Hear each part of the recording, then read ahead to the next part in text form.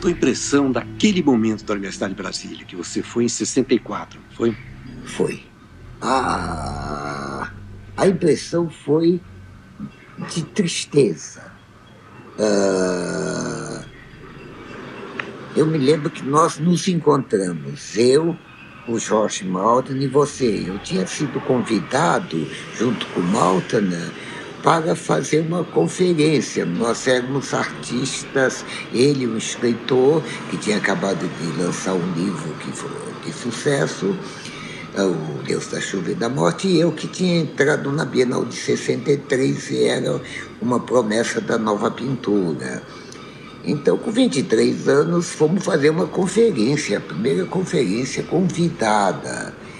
E nós encontramos com você, Jorge Budansky, que você nos mostrou todas as dependências da universidade, mas tinha um quê de tristeza, que se sabe, não sei porquê, se sabia que aquilo ia afundar.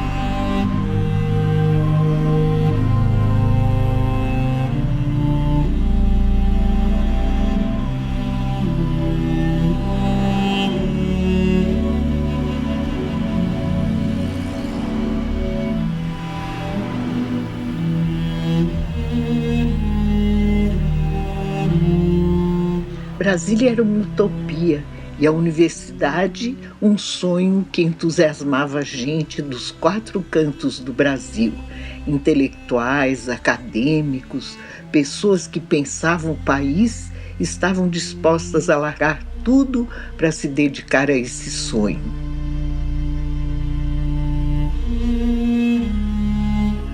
A construção de uma universidade catalisava o sentimento de uma nova maneira de se pensar o Brasil. Finalmente era hora de se criar um novo país.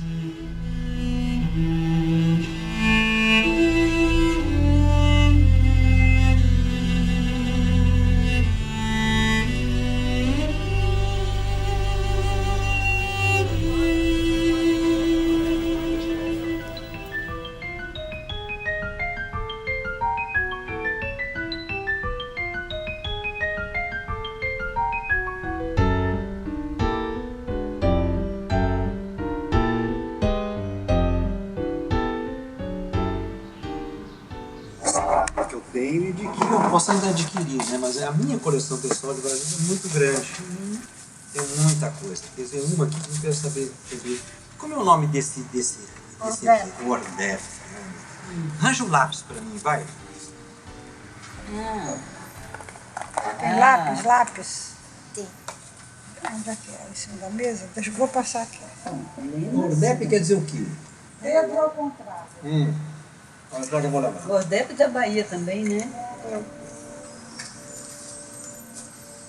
Nós fizemos um diretório, foi a Cristalina, a gente foi acabar lá para financiar o diretório.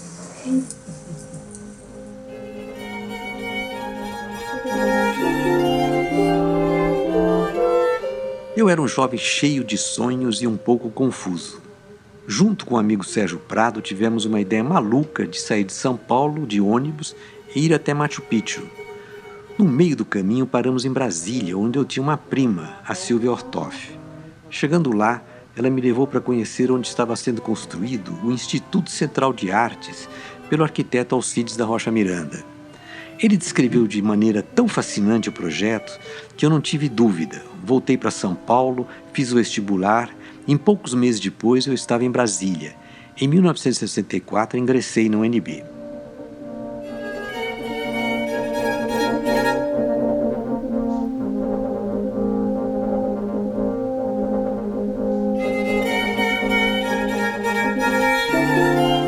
Cheguei em Brasília em 1962. Meu pai era paulista, do Partido Comunista, tradutor, editor e amigo de todos os intelectuais de São Paulo. Um dia ele encontrou Darcy Ribeiro no aeroporto. O Darcy chegou para ele e disse: Neves, vamos agora comigo para Brasília. Estamos construindo uma universidade lá e eu quero você com a gente. Meu pai foi parar lá por conta do entusiasmo do Darcy e eu fui parar lá pelo entusiasmo do meu pai. A universidade tinha sido concebida pelo Darcy e pelo Anísio Teixeira nos moldes das mais modernas e mais requintadas universidades do mundo.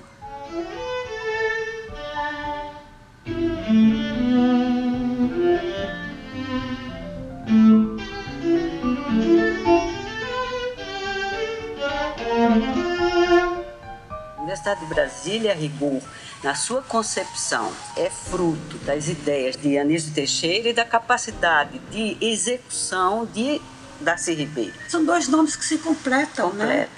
Porque o Anísio Teixeira é mais velho e tinha já toda uma vida dedicada à questão do ensino. Da reforma universitária, né? Reforma universitária, a criação do SBPC, mas o Darcy Ribeiro, que o considerava o grande mestre, com toda razão, o Darcy Ribeiro foi o grande articulador político para fazer com que a universidade, de fato, fosse fundada.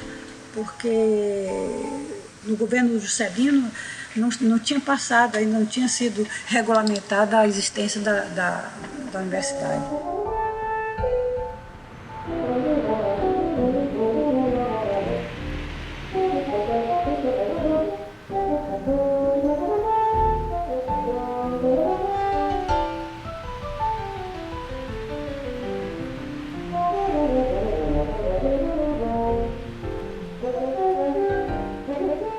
Quem pensou primeiro em fazer uma universidade no ainda projeto de Brasília foi o arquiteto e urbanista Lúcio Costa, que junto com Niemeyer desenhavam a nova capital do país.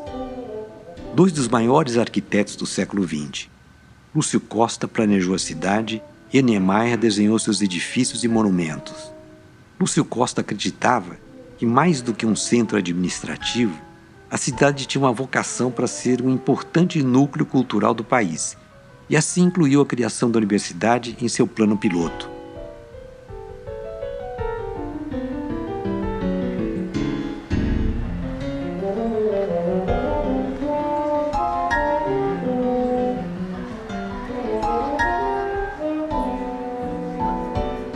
Juscelino não era muito favorável à criação de uma universidade aqui, diga-se de passagem, que o Darcy Ribeiro usou de todo o seu poder de sedução para convencer o Juscelino que tinha que ser criada uma universidade modelo, numa cidade modelo.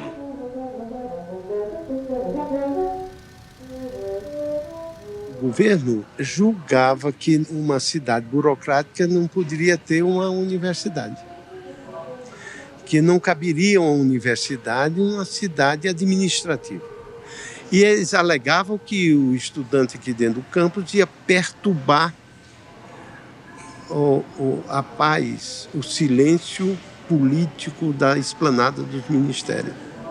Essa pretensão de isolar a universidade não deu certo.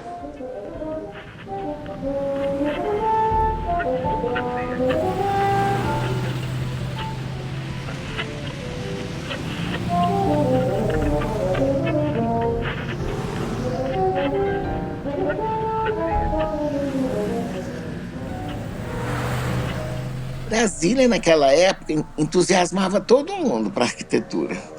Porque nós víamos assim coisas, formas, né, maravilhosas serem feitas e todo mundo estava fazendo experiência. Nós tínhamos muita vontade desse cheiro de liberdade que nós tínhamos sentido por 4 anos no governo do JK. E foi um momento assim riquíssimo no Brasil. Foi o surgimento da Bossa Nova, mostrou para todo mundo que todo mundo estava num momento muito feliz.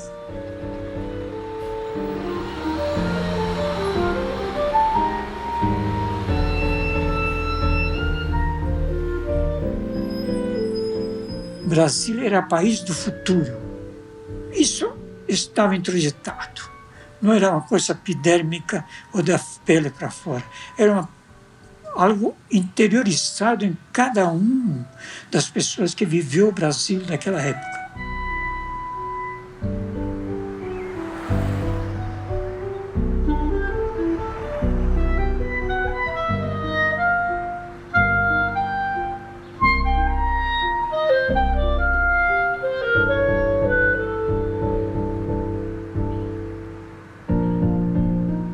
Formar mentes para uma década de 60 que se inaugurava, aberta, promissora, cheia de potencial, de desenvolvimento, de um país como um todo, uma pátria livre e democrática.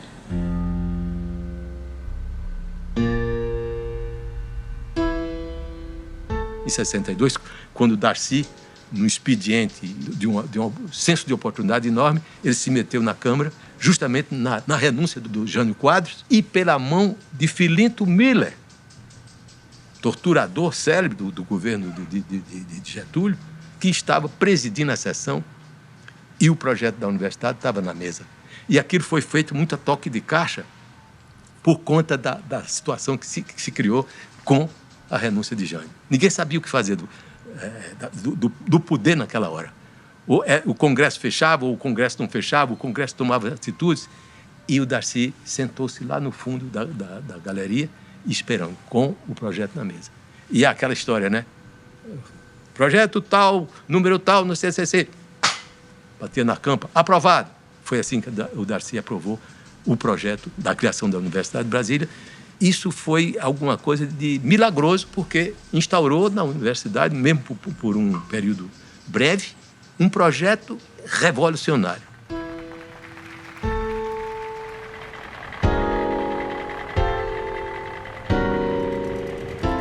A fundação da universidade foi assinada pelo Jango, imediatamente se conseguiu a construção do campus, que foi doado, patrimônio à universidade, foram doados, se não me engano, 12 superquadras para a universidade se manter. Então, ela tinha recurso para manutenção.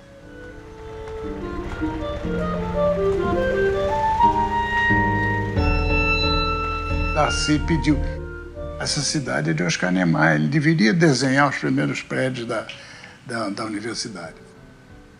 Aí deu um prazo, Oscar não cumpriu, foi deixando, arrastando. Estava Alcides da Rocha Miranda, que era um arquiteto conhecido no meu tempo, um arquiteto experimentado, reconhecido, etc.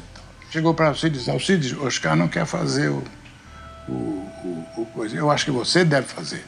Alcides era muito amigo de Oscar, entendia todas essas birutagens de Oscar assim, com uma elegância fantástica. E no momento X ele disse assim: Humberto, você vai me ajudar aqui. Aí eu era jovem arquiteto, ansioso, comecei a trabalhar com Alcides, né? E Alcides era assim, um aprendizado que você tinha com ele, fantástico. Um troço assim, para mim mudou o rumo da minha vida, né? Começamos o trabalho e, na verdade, eu, Darcy e Alcides é que entramos primeiro no campo da universidade com lama pelo tornozelo, que chovia, né?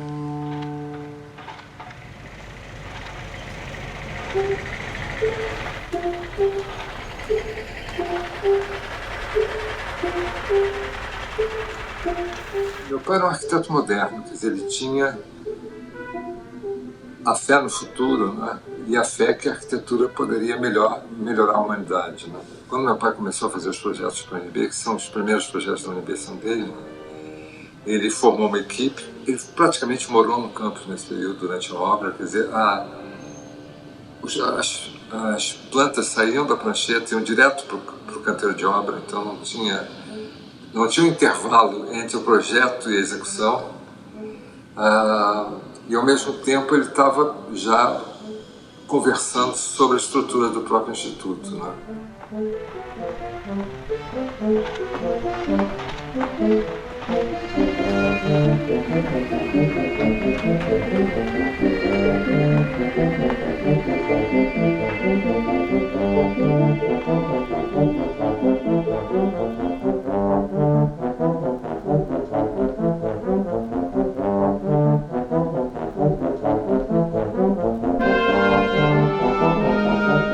Darcy Ribeiro Ele já concebeu a universidade como um todo, não como reunião de faculdades, como aconteceu em São Paulo e no Rio de Janeiro e em outras capitais. E estruturou essa universidade em faculdades, institutos e centros. Caberia às faculdades a formação profissional e o instituto a formação básica. E os centros fazendo essa ligação da cidade com o campus. Então veio o professor Alcides Rocha Miranda e criou o Instituto Central de Artes, que seria o básico para a arquitetura. E assim foi criando os institutos antes das faculdades. Então já nascia a faculdade dentro de uma concepção integrada de conhecimento.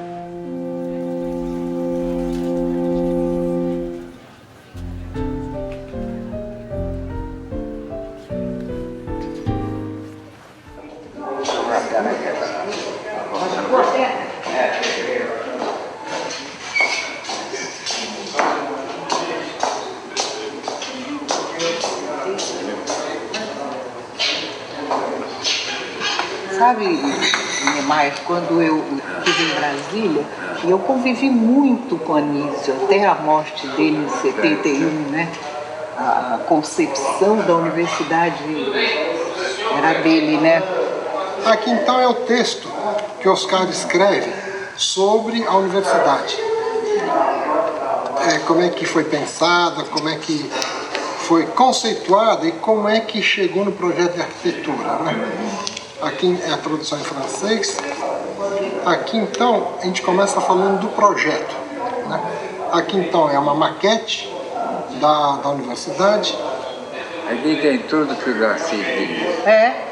Os alunos de direito poderem conversar com ele em cima e haver contatos em troca de experiências. Né? O sujeito sair da escola como especialista, só sabe a sua tradução. Aí isso já trocava ideias, era melhor.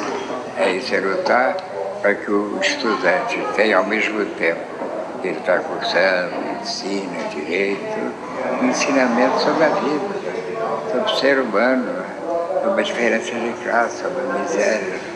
Ele está preparado quando ele vai começar a vida dele profissional, ter dentro dele esse sentimento de solidariedade que é indispensável. Com certeza.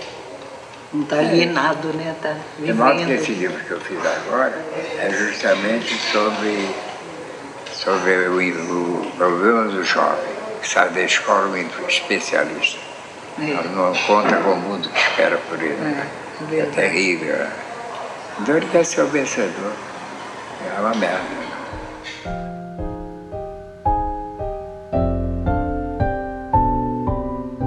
Nessa época,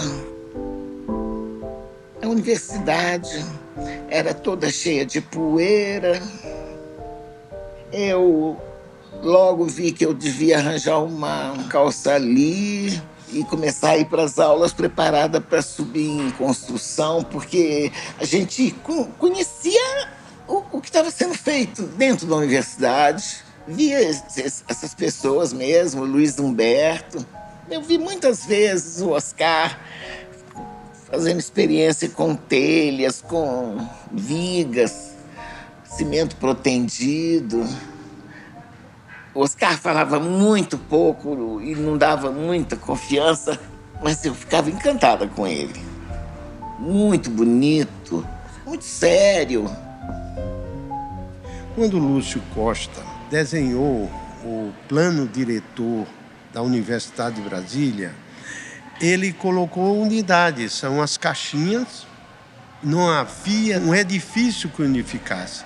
O Oscar viu o plano do Lúcio Costa e fez uma intervenção junto às caixinhas e criou esse grande edifício que é o centro da universidade, o centro funcional, o centro urbano e o centro de convivência da universidade. A obra fundamental da universidade, que era o Minhocão. O Minhocão é que deu também uma certeza da continuidade da universidade. Por sinal, uma arquitetura assim, muito bem concebida, com o espírito da época, mas até hoje ela é nova.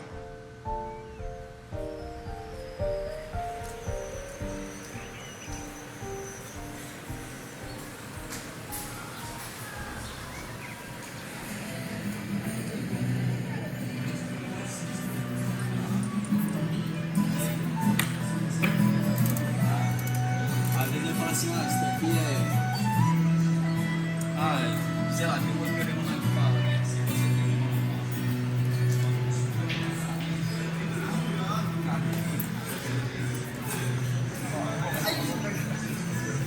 você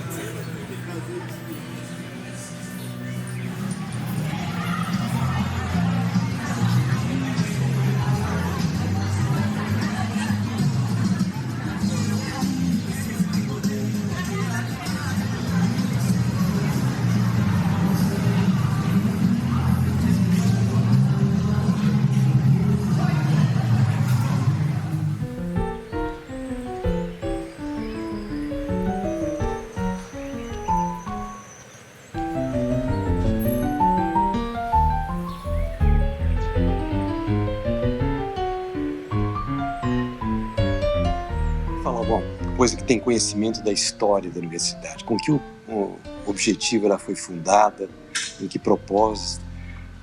Não sei se vocês ouviram falar em Darcy Ribeiro, Anísio Teixeira, que são os fundadores da universidade. O que isso diz para vocês? Acho que mais para difundir o conhecimento, não? Tipo, ter uma universidade na capital do país, de poder estar facilitando o conhecimento para uma cidade que é nova, né? E trazer as pessoas para a capital para poder ter esse contato e ser, tipo, uma parada meio difundida de você chegar e poder estar dentro do campus sem ser aluno, poder assistir a aula sem ser aluno e transitar pela universidade, conhecer tudo que tem. Trazer pessoas, trazer profissionais, especialistas e atrair novas pessoas que quisessem habitar Brasília também, né? Que quisessem gerar conhecimento na capital do país. Você encontra várias pessoas, tipo, ao redor de Brasília, em Brasília, que elas fazem, tipo, a universidade aqui já tem muito tempo e elas chegam e perguntam, como é que tá lá? E é muita coisa igual. Eles ainda falam sobre o ICC, falam, tipo, e como é que estão os prédios novos e como é que estão as coisas. E eu acho que isso é uma coisa que continua na história da universidade, sabe? O jeito que ela é preservada, mesmo que não é muito preservada. Mas a história que ela tem nas construções. Sempre que vem outras pessoas de outras cidades para cá, eu faço questão de passar pela UNB e as pessoas ficam sempre surpresas que o campus ele é aberto, né? Diferentemente de numa cidade grande, onde o campus às vezes é espalhado pela cidade, os prédios, né? Ou são áreas que são fechadas, cercadas mesmo. Aqui na UNB é tudo aberto e integrado na cidade. Eu sempre achei isso incrível, assim. É uma coisa muito inteligente. O ICC, os prédios, né? São construções que elas despertam algo afetivo em mim muito forte. Me emociona muito o campus da UNB. Eu gosto muito daqui. Acho lindo.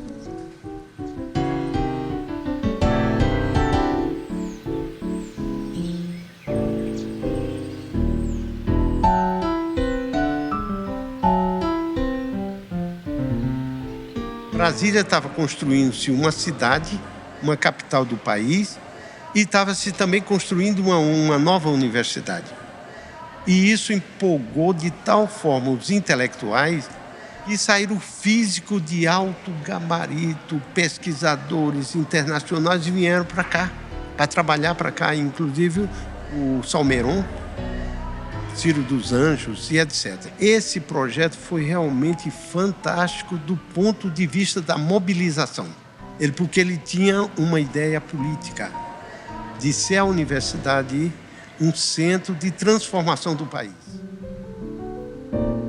Passei no vestibular e eu e minha irmã Sônia fomos juntas cursando letras, tendo aulas não só do curso de licenciatura de letras, como aulas de sociologia com o professor Darcy Ribeiro, aulas de filosofia com o professor Iulo Brandão, aulas de linguística com professores alemães convidados, estudando na primeira biblioteca do Brasil, que funcionava 24 horas e que foi ofertada pela Fundação Ford, e aprendendo o que era uma utopia. Dizia-se assim: vocês formem logo porque vocês vão participar da administração do país. Universidade de Brasília, quintal do Palácio do Planalto, nós todos nos tornaríamos trabalhadores de um Brasil mais espraiado por esse território nacional inteiro.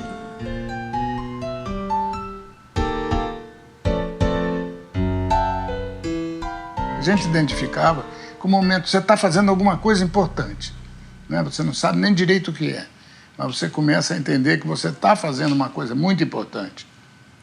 E, no caso aí, era a Universidade de Brasília. Nós estávamos fazendo a universidade. Você se lembra que a universidade foi inaugurada ali no edifício dos Candangos, com as autoridades importantes que existiam em Brasília naquela época. Nós passamos a noite forrando as cadeiras do auditório, botando aquelas capas de couro para poder ter condições de abrir a universidade no outro dia. Quer dizer, nós estávamos com a mão na massa, nós não éramos visitas.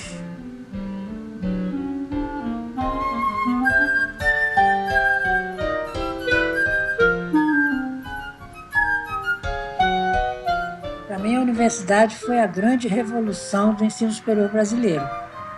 Foi a iniciativa do Darcy para acabar com a cátedra, para criar o departamento, para criar uma carreira docente dentro da universidade.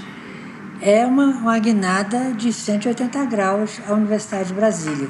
Na época, eu acho que quase todos nós tínhamos esse entendimento, porque acreditava numa proposta inovadora que até certo ponto funcionou.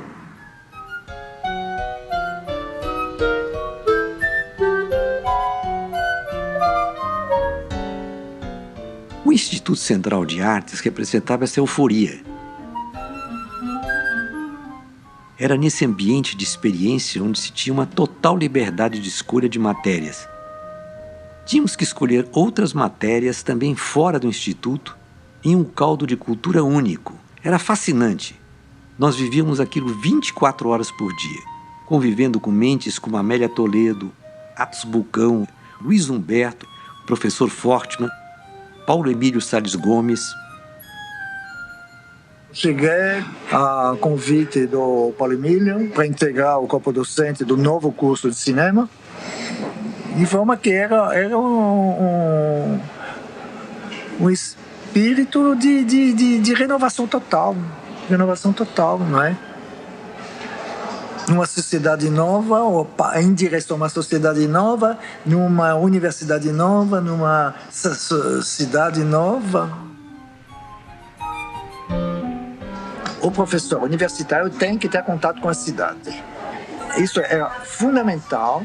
Havia na W3 um cinema que se chamava Escola Parque, e toda, se não me engano, quarta-feira, Paulo Emílio dava uma palestra e projetava um filme. Um dos projetos do departamento foi um filme chamado Fala Brasília, que representaria também uma forma de circulação do trabalho universitário. Primeira vez eu comecei falando no gravador, em casa. De repente fui abordado por uma equipe de filmagem da universidade, né? Eles falaram para mim contar sobre o regime do meu estado, né? Eu entrei nesse filme, eu trabalho lá na universidade, no bloco 1. Luiz Carlos chegou um dia lá com o gravador, então pediu que eu fizesse uma reunião com uns 4 ou 5 companheiros, cada cá falar sobre a situação de Brasília, né? Creio eu que seja esse filme baseado, procura assim, de estudos sobre o modo de falar, assim dizendo, sotaque, melhor dizendo, de cada pessoa, de cada estado do Brasil.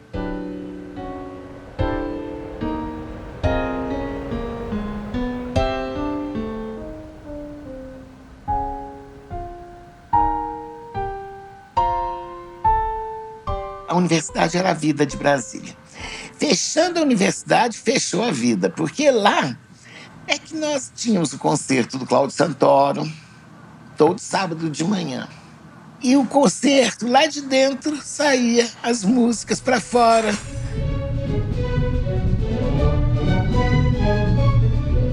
Ele começou para montar um departamento de música, né? Em 1962. E para isso, nós saímos pelo país, né, para contratar os professores, né? Era muito difícil, no princípio, você conseguir trazer. O pessoal que veio no início da universidade veio todo de fora pelo entusiasmo que eles tinham em fazer a universidade, construir aquela universidade de sonhos. Então, ele fazia parte da coordenação total da universidade. Foi fundada imediatamente a Orquestra de Câmara com os professores da universidade. Essa orquestra dava concertos todos os sábados. Esses concertos ficavam lotados, que vinha gente não só da cidade, mas todos os outros professores terminavam as aulas antes do concerto para garantirem o acesso ao auditório da música, que era pequeno, não cabia todo mundo. Então, se abria aquelas janelas que vão do chão até o teto, e o pessoal sentava nos jardins em volta, na grama em volta do auditório. Então aquilo era uma coisa imperdível, né?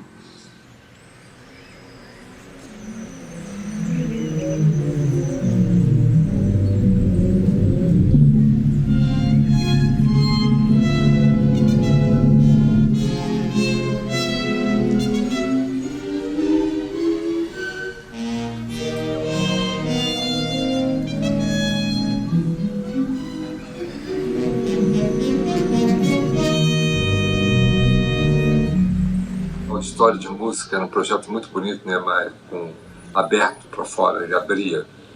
Então você podia estar assistindo dentro ou nos gramados.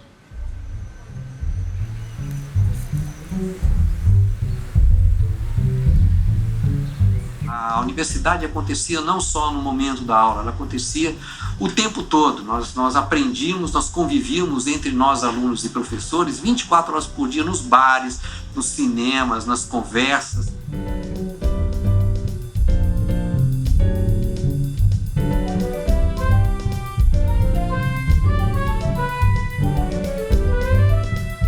Os professores tinham uma relação com os alunos absolutamente porta aberta.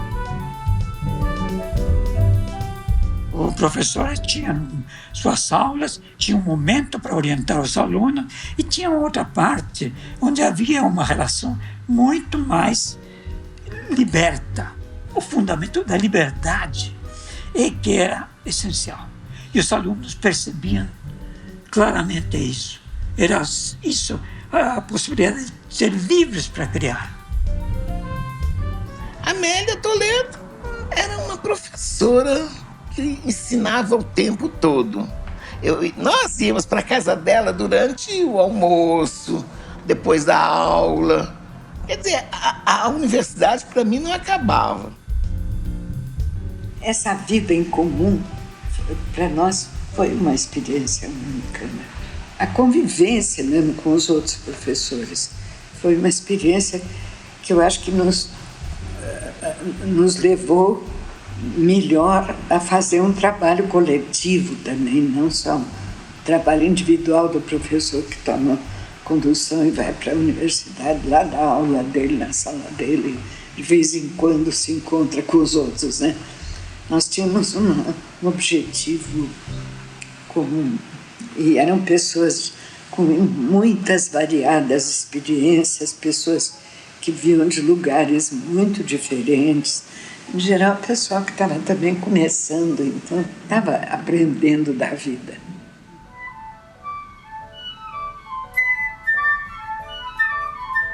O convívio entre professores e alunos era uma coisa maravilhosa. Houve um dia que eu cheguei aqui em casa e falei com a mamãe, mamãe, a aula de terça-feira vai ser lá em Pirenópolis. E nós vamos de ônibus e depois nós vamos... eu vou dormir lá.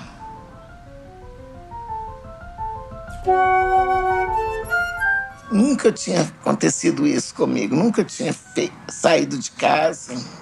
Fiquei num hotel com a Amélia, com a Marília. Comecei a namorar o Eudoro lá em Pirenópolis. E foi assim que eu aprendi o barroco mineiro, o barroco brasileiro.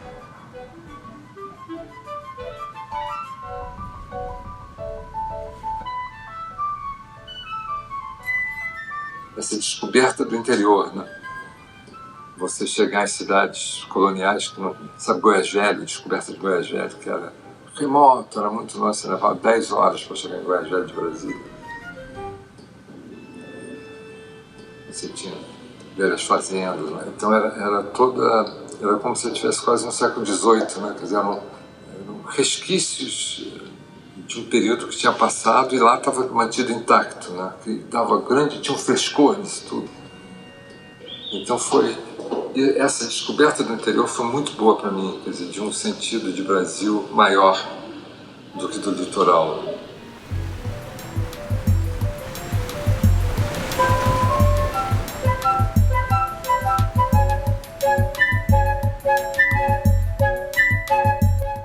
O fato de Brasília estar no meio do Brasil nos dava a possibilidade de nos abrirmos para um mundo completamente novo e sair dali para explorar o país.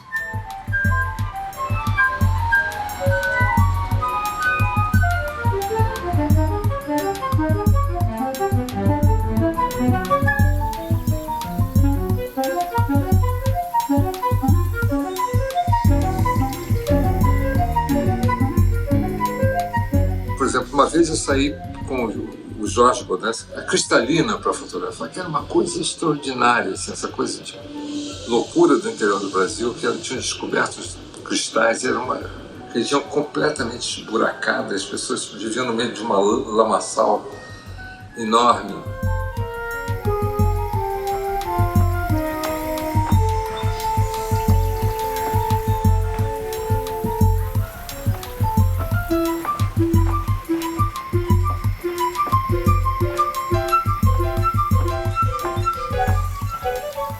Esse momento foi fundante, vamos dizer, não só da universidade, como da minha personalidade, da minha pessoa e da minha relação com o meu país. Eu não conhecia o Brasil, né? Eu de São Paulo, saí de São Paulo, fui para Brasília, e a partir de Brasília que eu percebi o que é o Brasil. Comecei a perceber que o Brasil é muito grande, que o Brasil é muito diverso, né? Isso para mim era um dado totalmente novo. E surgiu essa minha vontade de conhecer o Brasil, né, de sair por aí. Nós começamos primeiro mais timidamente a viajar para Pirenópolis nos fins de semana, depois para Goiás Velho.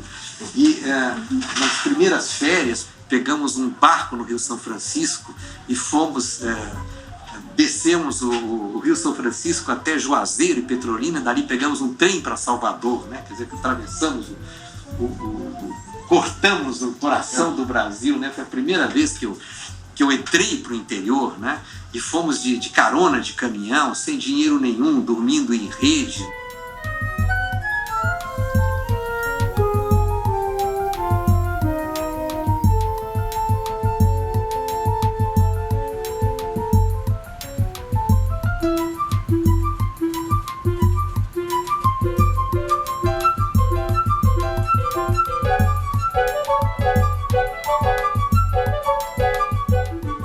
Aventura que era conhecer o Brasil, mas que fazia parte desse caldo cultural de Brasília. O professor Luiz Humberto me emprestou uma câmera da universidade para você vai fazer essa viagem, então você faz um registro dessa viagem. Imagine, né, uma Leica que estava lá na minha mão, já que você vai viajar, traz uma coisa de volta para a gente aqui, né?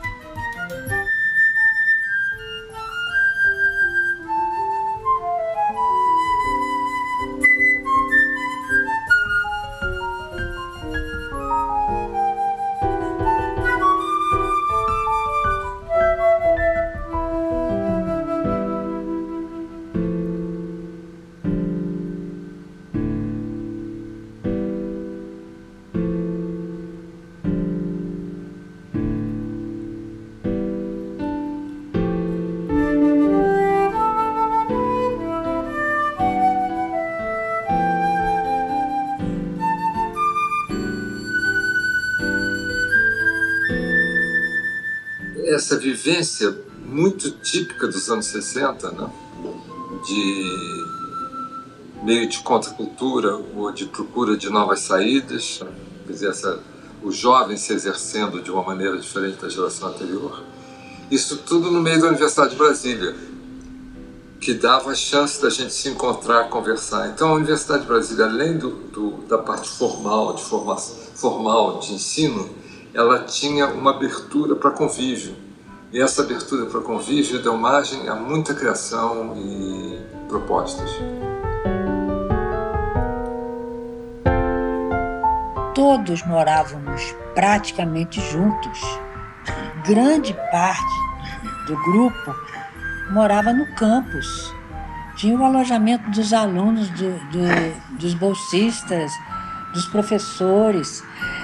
Nós vivíamos juntos, no mesmo lugar. Isso criava uma solidariedade, criava uma troca de vivências, de experiências. O primeiro alojamento que a gente teve foi na Zanóis. Era literalmente um barraco, em que a gente puxou, para a gente fazer um chuveiro, a gente puxou uma mangueira do vizinho para a água escorrer, né? O barraco não tinha luz, né? Bem no meio do cerrado, mas era um local típico de alojamento dos estudantes. Um centro, até o Paulo Emílio, né, teve uma vez lá, né?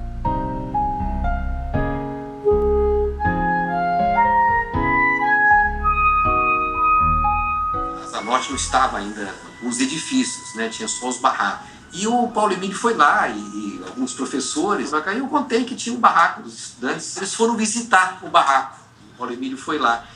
E ele achou que eu estava morando lá também, né? Porque eu ia de vez em quando visitar, mas na realidade não estava morando lá. Ele voltou para a universidade e falou tudo: olha, eu conheci o barraco do Bodansky. E aí ficou com o nome de barraco do Bodansky. O pessoal morreu de raiva. Esse professor não estava morando lá, mas o barraco tinha o meu nome.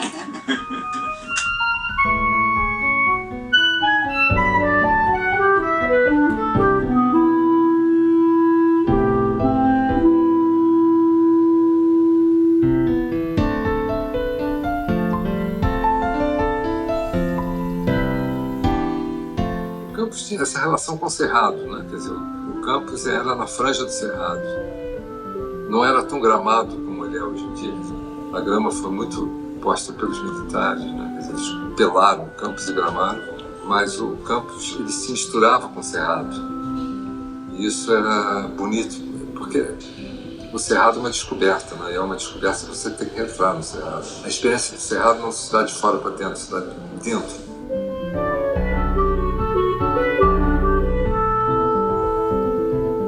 Você circulava pelo campus o tempo inteiro, sempre tinha gente circulando pelo campus. Então eu ia a caminho da Oca, onde nós morávamos, e encontro um professor de antropologia, me perguntou: olha, quer ir ao Xingu amanhã? Esteja aqui às 7 horas da manhã. E era isso a universidade, era uma caixinha de surpresa diária. O Darcy era um camarada que, pelo seu contato assim com os índios, ele se deu conta que você tem que repassar o conhecimento. Ele não pode ser uma propriedade privada. Não faz sentido você vender aquilo que você aprende. Eu acho isso uma puta de uma sacanagem. Ainda mais num país como o nosso. Você tem que passar isso que você sabe. E eu sentia isso naqueles primeiros tempos da universidade. Eu sentia isso. Então isso para mim era o meu oxigênio. O povo na universidade. Isso soa um pouco arrojado demais, mas era interessantíssimo. Uma possibilidade revolucionária no melhor sentido, de uma revolução, de a gente trazer coisas novas e um ar novo, a respirar novamente, um ar que não existia no Brasil, e isso incomodou muito porque o governo militar não tinha percepção do que estava se passando e achava que a Universidade de Brasília era um grupo de comunistas que tinha que ser cujo trabalho tinha que ser completamente eliminado.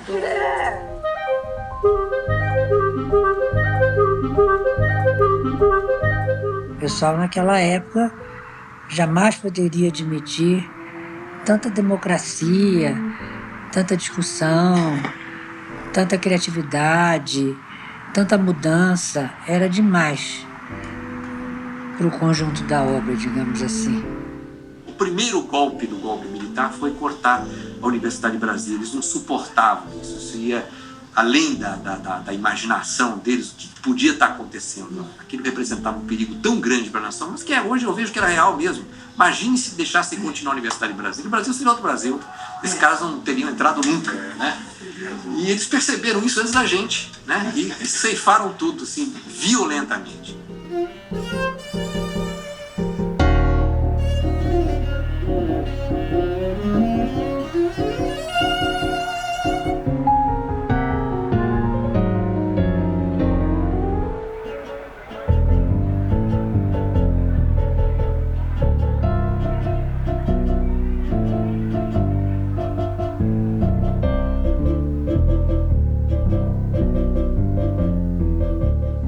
Foi dado o golpe, ninguém sabia para onde correr, o que fazer.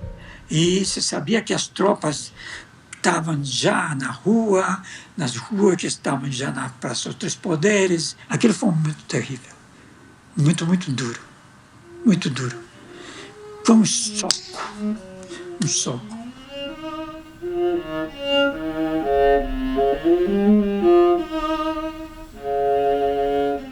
Essa foto com certeza foi feita, acho que no dia seguinte ao golpe, bem próximo, né? A gente vivia no rádio e pode-se ver nessa foto também cartazes enrolados, que eram cartazes cubanos que a gente colecionava, de serigrafias lindíssimas, cartazes de filme e cartazes de propaganda da Revolução Cubana, que eram muito queridos. A gente tinha muito orgulho de ter esses cartazes que o pessoal trazia de Cuba, né? E se tornaram uma arma contra a gente depois. A gente não sabia o que fazer com isso, de repente alguém pega e o que vai acontecer. Então depois a gente acabou queimando eles, infelizmente.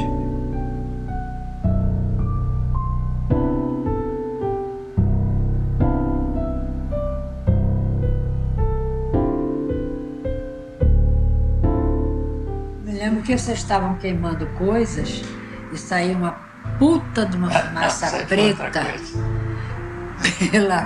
pelo prédio da arquitetura. Saía fumaça para chuchu e o filme não pegava fogo. Os filmes não pegavam fogo. Saímos dali com aquela caixa de filmes e enterramos, rapaz, no ICC. Tinha uma máquina, estava botando terra num buraco.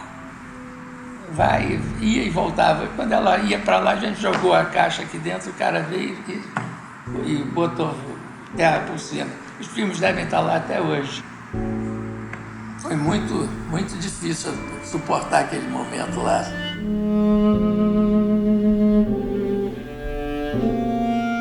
A partir do golpe militar de 1964, a Universidade de Brasília sofreu inúmeras invasões.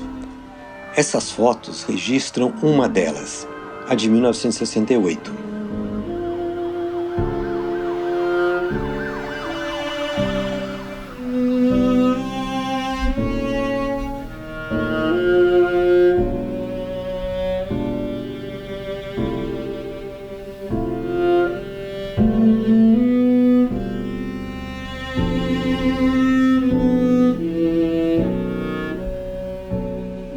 Estávamos trabalhando no Instituto de Arte, bateram na porta da nossa sala. Quando eu olho, estavam soldados enfileirados, entrincheirados, como se estivesse numa guerra, com metralhadoras apontadas para o Instituto de Arte.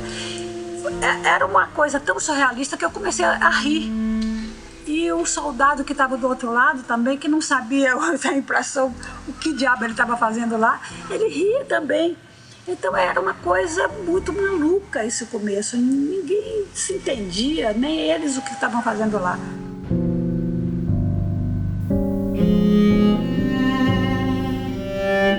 Nós ficamos lá a noite inteira, tomando conta. Mas no dia seguinte, a polícia entrou do mesmo jeito. Nós tínhamos muito medo do que ia acontecer. A universidade foi cercada. teve uma pressão brutal, tremenda sobre a universidade, né? Muita gente foi presa logo nessa primeira invasão, todo mundo levado para o Teatro Nacional, né?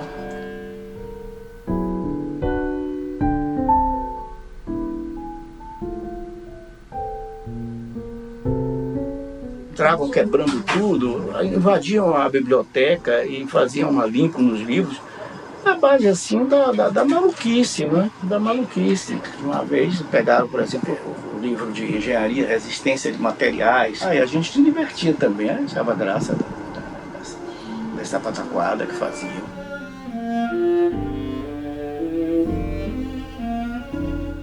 Um ano depois do golpe, a universidade já estava sob cerco.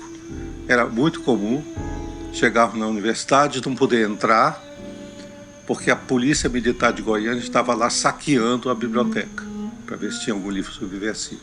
Um episódio que a gente não esquece nunca é que no dia do nosso casamento, que foi maio de 64, 2 dos nossos padrinhos estavam presos. Então era um clima de insegurança. Depois foram presos outros, né? Foi preso o Grefe, foi preso uma opção, vários deles. Foi muito ruim ter vivido esse período aqui. Ítalo. Muito ruim, muito ruim. E muitos professores presos, Lincoln, enfim.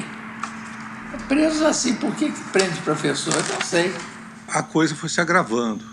Primeira manifestação que eu participei de uma passeata, que aliás não era uma passeata, era uma demonstração na rodoviária, e a polícia começou a cercar o exército, e o pessoal dizia, vamos cantar o hino nacional que eles param. Aí começamos a cantar o hino nacional, eles não pararam, aí que atiçou eles, caíram de pau em cima da gente. Eu corri, tanto que eu saí da rodoviária e cheguei no primeiro ministério, na Esplanada, que não é perto, eu não sei...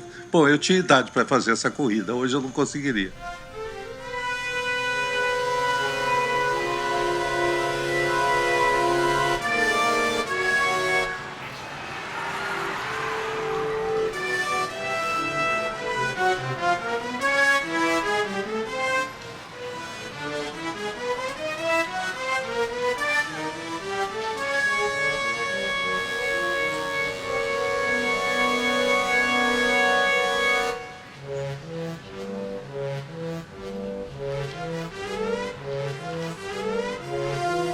Quando a universidade foi invadida, que houve o golpe, nós não acreditávamos que o Brasil estava na véspera de uma ditadura militar. A gente não acreditava, a gente tinha uma ilusão completamente estúpida, né? Que no Brasil isso jamais aconteceria.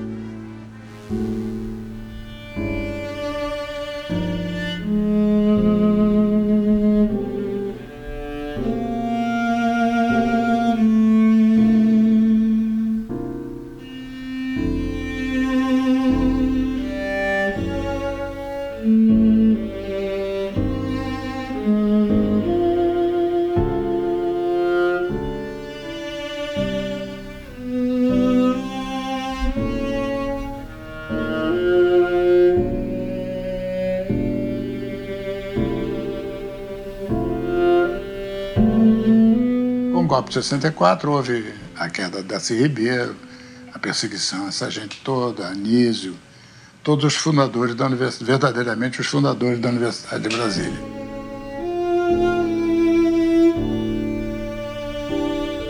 Eu fiquei na Universidade de Brasília ainda até 65, no final de 65, com uma grande esperança de que tudo aquilo fosse repensado pelo governo militar, porque eles fizeram uma CPI no Congresso, que o professor Salmeron foi a pessoa que foi o relator da Universidade de Brasília, fez um discurso brilhante, maravilhoso, que foi jogado às traças, ninguém tomou conhecimento disso.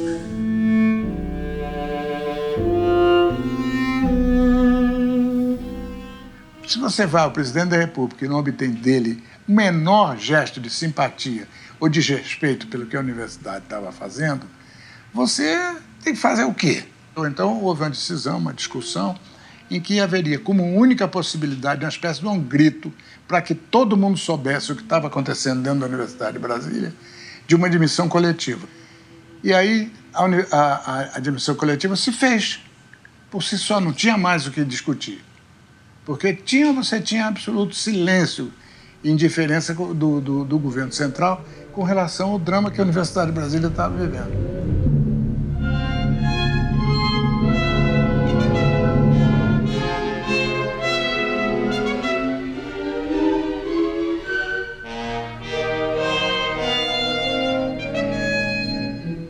Nem todo mundo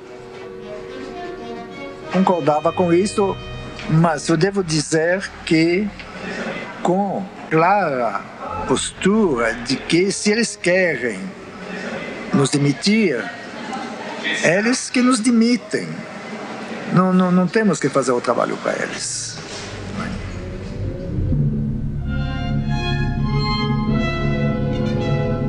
Veio aquela lista na minha mão, o Alcides estava na mesa, aí eu peguei a lista assim, aí Alcides disse, pode assinar. Eu disse, não, quem assina é o senhor. Passei para ele. Imagino que deve ter sido muito sofrida essa decisão para o meu pai, porque ele gostava muito. Mas não havia, para ele não havia espaço mais. Então ele pede demissão com 200 outros, que é uma coisa incrível você pensar que 200 pessoas, não é? Parte da classe média, né? Com todos os compromissos que a classe média tem para o futuro, de compromissos financeiros e tal, rompem, pedem a demissão e saem. Foi de uma coragem fantástica. Eu nunca soube de outro caso igual.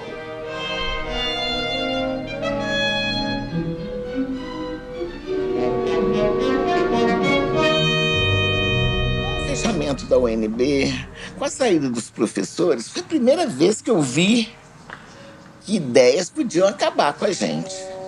Porque nós não tínhamos nada, nós só tínhamos ideias, nós não tínhamos nada que pudesse nos comprometer.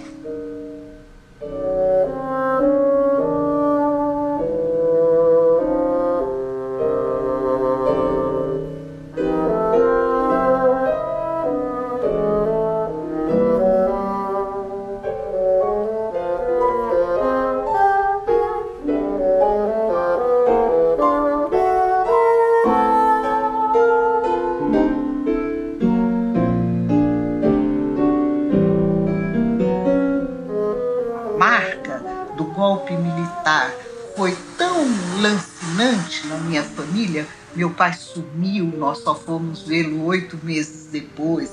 Nós morávamos num apartamento maravilhoso, funcional, na 305. E eu e minha irmã acabamos indo para um quarto de empregada. A mamãe voltou para São Paulo.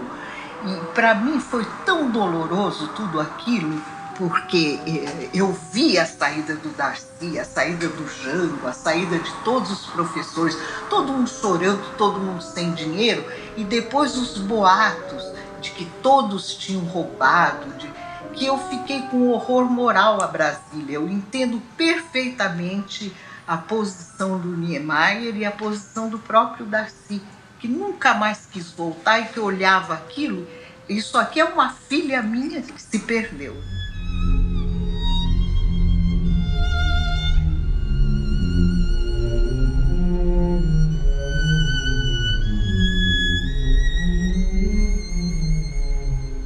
Nossa casa foi invadida pelos militares e nós perdemos tudo que estava dentro.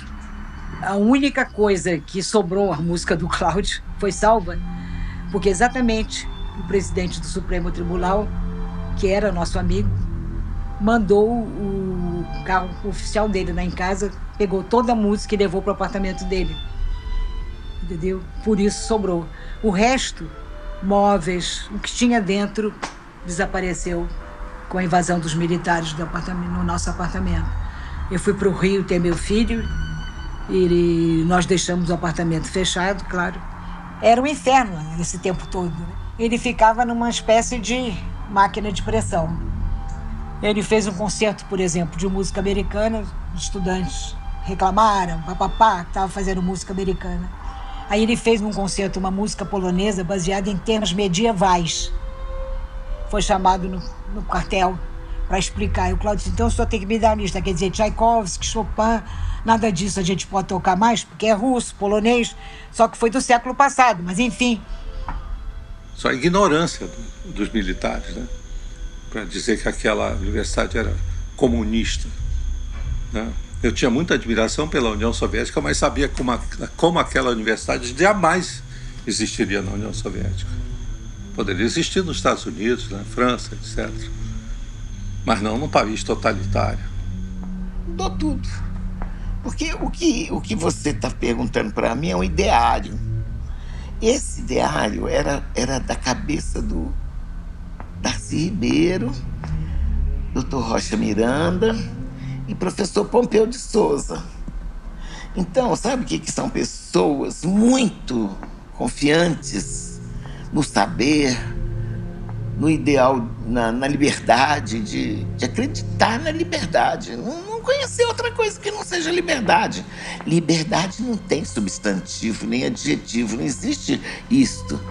Liberdade é pura liberdade, mais nada. Nós ficamos perdidos aqui nessa terra.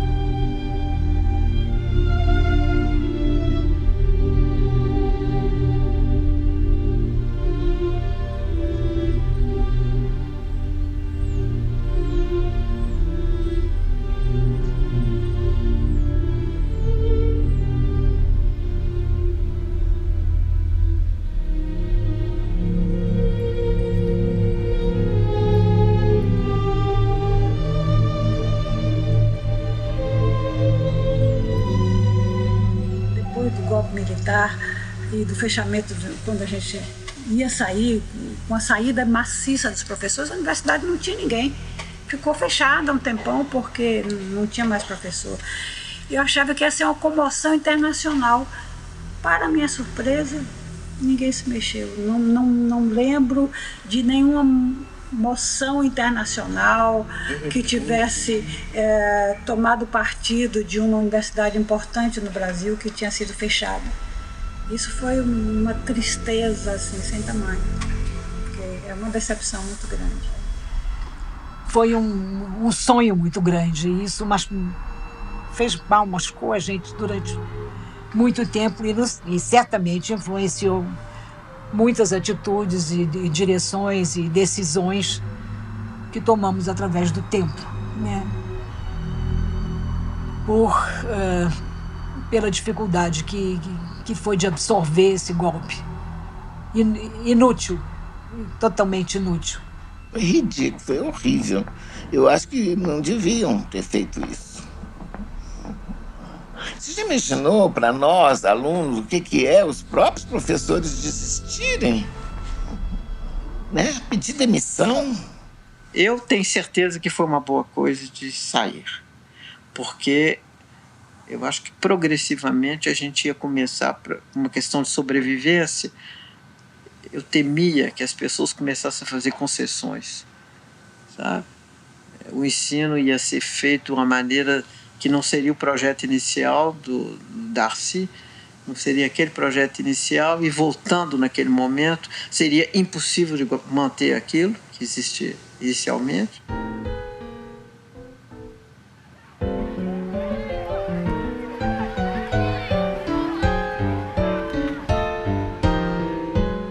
Houve uma derrota, com certeza, mas individualmente, eu não caí. A decadência, o arruinamento da Universidade de Brasília representou uma perda que talvez, eu não sei dizer, talvez não tenha sido ainda recuperada. Em todo caso, um gigantesco atraso. O golpe militar, ele não acabou só com Brasília. O saber no Brasil foi dinamitado. Não há uma universidade hoje que chegue aos pés do que foi aquela concepção. Nenhuma. Tanto sim que até hoje não surgiu um projeto ou igual ou mais revolucionário. Hoje, nós não fomos capazes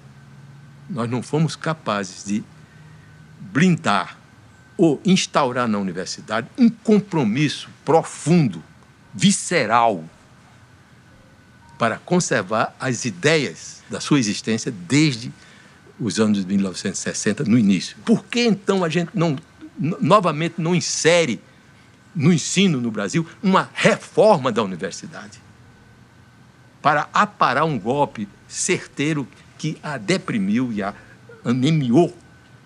Quer dizer, tornou a universidade quase que um fantasma do que ela poderia ser, com as lições não tão antigas, que é a experiência da Universidade de Brasília. Eu acho que a gente tem que apelar para uma memória. E aí a gente se perdeu exatamente porque a universidade se omitiu, especialmente a Universidade de Brasília, que era, para ser exemplo, por que a universidade se exime de fazer um questionamento diuturno? A universidade não debate mais nada. A universidade se burocratizou. Onde que foi parar esse projeto?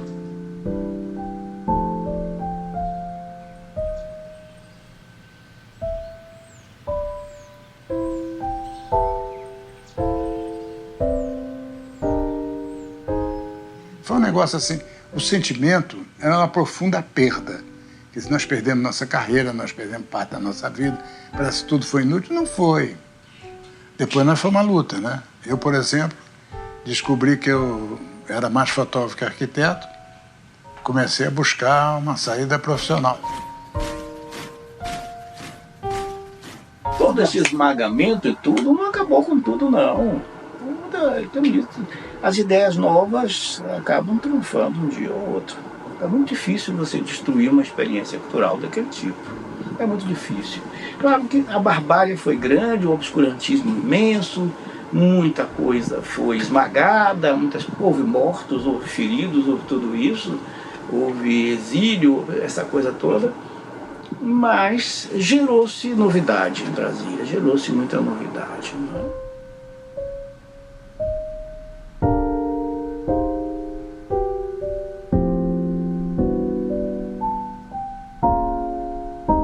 Aquele instante foi uma tal explosão de força cultural que acho que marcou definitivamente. Acho que quem viveu Brasília naquele momento não saiu igual.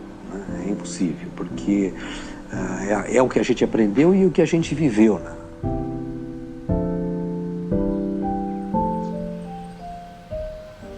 Agora, 50 anos depois. 50 anos depois.